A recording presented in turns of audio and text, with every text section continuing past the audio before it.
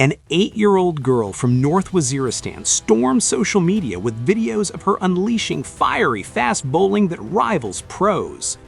Aina Wazir leads her local all-girls team, delivering pinpoint accuracy, whippy action, and blistering pace on dusty pitches, often in slippers. Her clips exploded on X starting February 18, 2026, racking up thousands of views, likes, and shares. Fans hail her as Pakistan's future star, comparing her run-up to legends like Steyn. Calls flood in for PCB to scout her raw talent. Enter Peshawar Zalmi owner Javed Afridi. He pledges to enroll Aina in the Zalmi Women League, launched in 2024.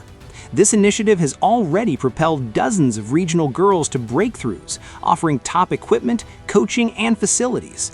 Amid unverified stories of her family's struggles, her father reportedly a martyr, Aina's story inspires hope for overlooked talents in tribal areas. Watch her dominate boys and girls alike, batting with confidence too. Pakistan's cricket pipeline just got brighter. Subscribe for more rising star spotlights. Who's next?